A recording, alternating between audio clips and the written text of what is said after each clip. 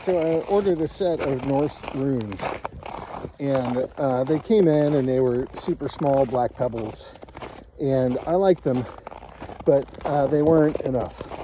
So I ordered a set of, I think they're either copper or brass, and they're like tiles, and they should be coming in soon, and I'm just really excited. When I was a teenager, I was a camp counselor, and I don't know why I bought them, but it was because of Willow. Willow, the movie came out, and one of the little people is a shaman at the beginning, or like a witch, and like throws the bones and tells Willow's future and says, look, the bones don't mean anything. You're going to do what you're going to do, but what is it that you want to have happen? And it was just, I just really liked that scene for whatever reason. So I ordered a set of Norse runes that I called the Bones, and I have some Scottish heritage, so I would use a Scottish accent while doing it, and I'd say, the bones never lie, and I would toss Norse runes at, white Anglo-Saxon kids at a summer camp and tell them their future. And I just ran around for 3 months screaming at the top of my lungs, the bones never lie, and I loved it. So I don't know what brought me back to that. I guess like early in December of 2025, I had kind of this spiritual reawakening.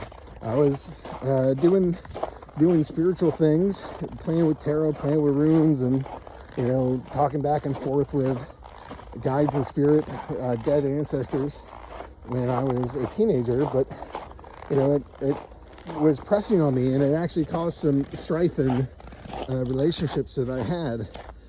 Specifically, my aunt, who died before I was born, would communicate with me regularly, and I told my aunt, her sister that was living, and she was like, this is not true, this doesn't happen, blah blah blah.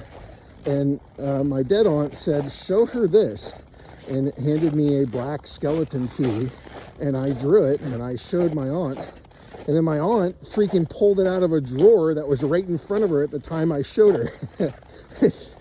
She was like, this key? I'm like, I guess so. It looked fucking exactly like it. So, but that caused strife because, like, her brain wasn't set to be like, yes, my dead sister can communicate to me from the afterlife. Some people are prepared to hear something like that. Other people are not. She was not. And I always felt sort of like black sheep because of it. Ostracized from my own family because I had some psychic gifts.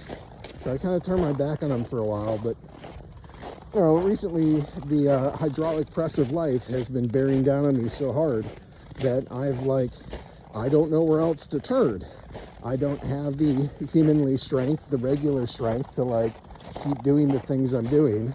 The good Lord has seen fit to remove the bulk of my family, the bulk of my friends, the bulk of my work, and isolate me almost entirely. So where else would I go but leaning into God? And, I have some Bibles and reading Bibles, but I feel like God wants a more modern relationship with me, a more personal relationship with me, and thus some of the walks, and thus some of the records and what I'm doing out here. And starting to film some extrasensory content, whether that's tarot, whether that's the radiant pathway of the conscious creator, prayers, whatever. I just feel Spirit has been calling me to lean in since maybe June or July of 2025, and I have done my best to respond, take that call to adventure, and say yes to God. But all that's to say, I'm just excited. I have runes coming in. Those runes are like a blast from my teenage past. I have no Norse ancestry that I know of, but I have a huge fondness for screaming at the top of my lungs, "The bones never lie." And I look forward to sharing that with the one person at the 9 subscribers, the nobody who cares. But it's fine. Spirit told me to go start this up.